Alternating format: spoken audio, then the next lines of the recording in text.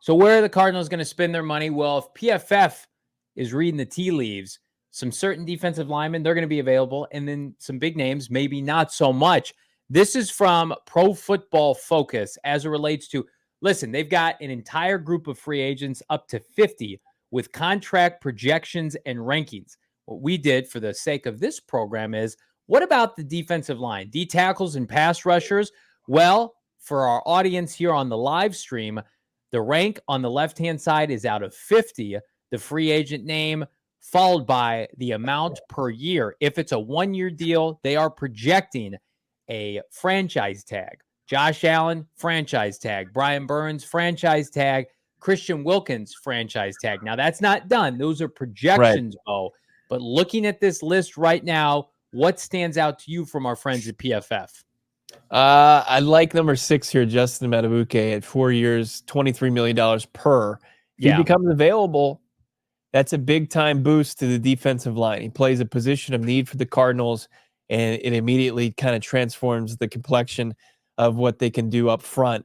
You add him to the rotation with Dante Stills, you bring back a Jonathan Ledbetter, but you got Madubuike, kind of the anchor of your defensive line, and it just changes how they can do things. It starts to look like what JG was working with in his final year in Philadelphia up front.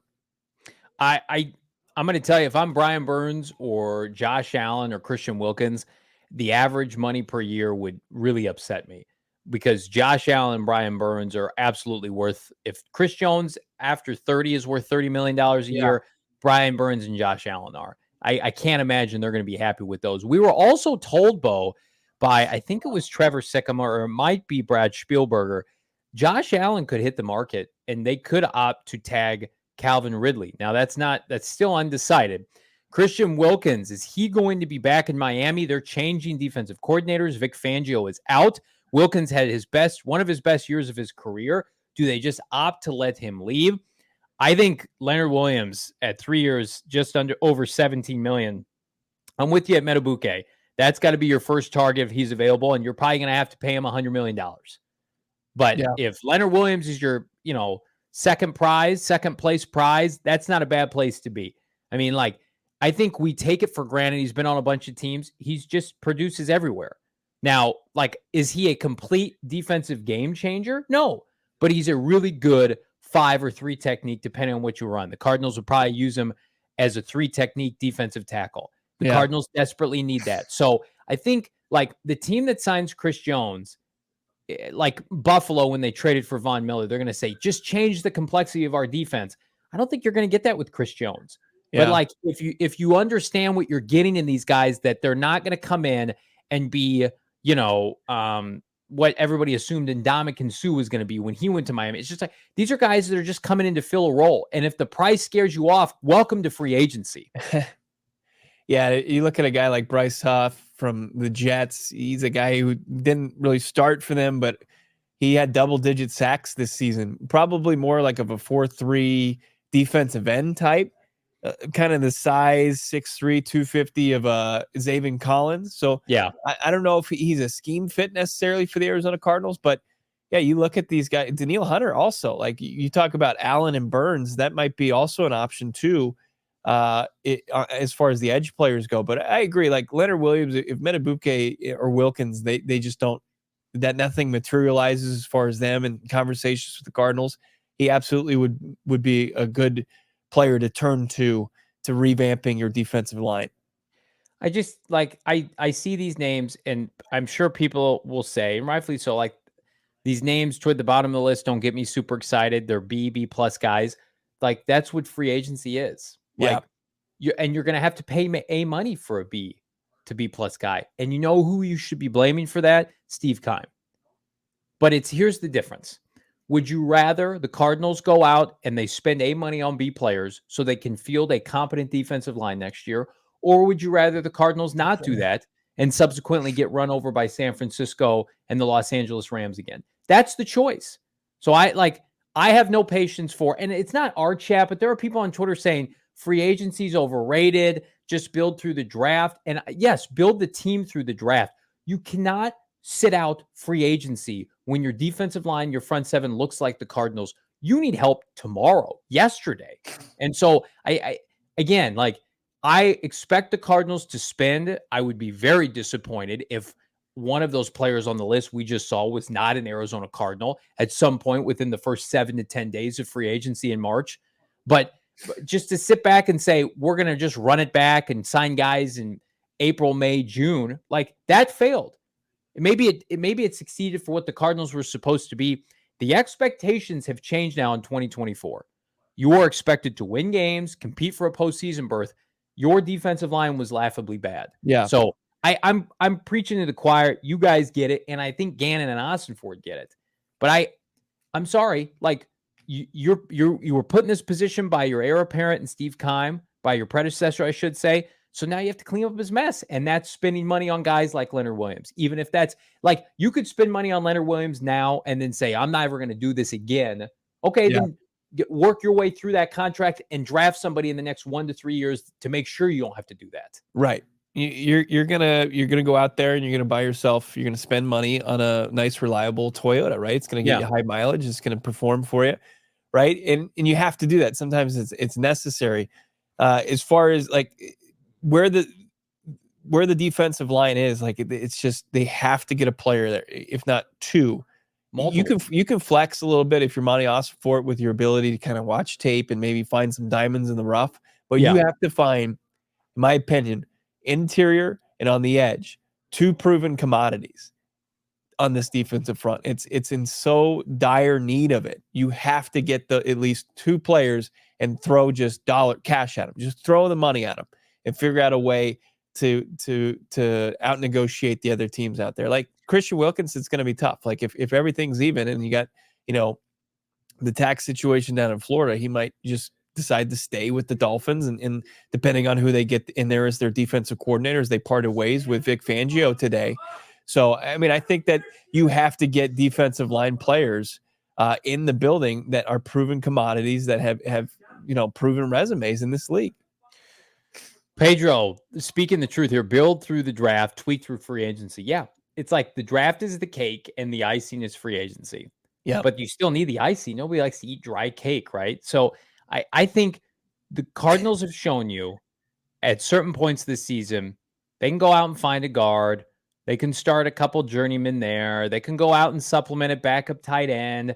They can make it work with some veteran corners and some undrafted guys. You cannot mess around on the defensive line. You just can't. And there are games that they would have lost if the opposing play callers just said, we are going to line up and run it 4 straight times and pick up first downs. Like if Philadelphia had done that, maybe even the Pittsburgh Steelers, Cardinals don't win that game. Atlanta Falcons, Bijan Robinson ran all over them. It was their big, and they had a lot of Achilles heels this year. It was their biggest Achilles heel. You have to get back to basics and be able to at least be competent stopping the run and then work your way down from there. If you're 3 teams in your division, and I know a lot's going on in Seattle, and we don't know what the future looks like as far as its coaching staff, but they've got Kenneth Walker, they've got Charbonnet, they've invested in the offensive line. You know what San Francisco's about, and they're always going to be about. And you know what Sean McVay likes to do, and he's got Kyron Williams, and he's drafted just a stud guard, and they're rebuilding their offensive line.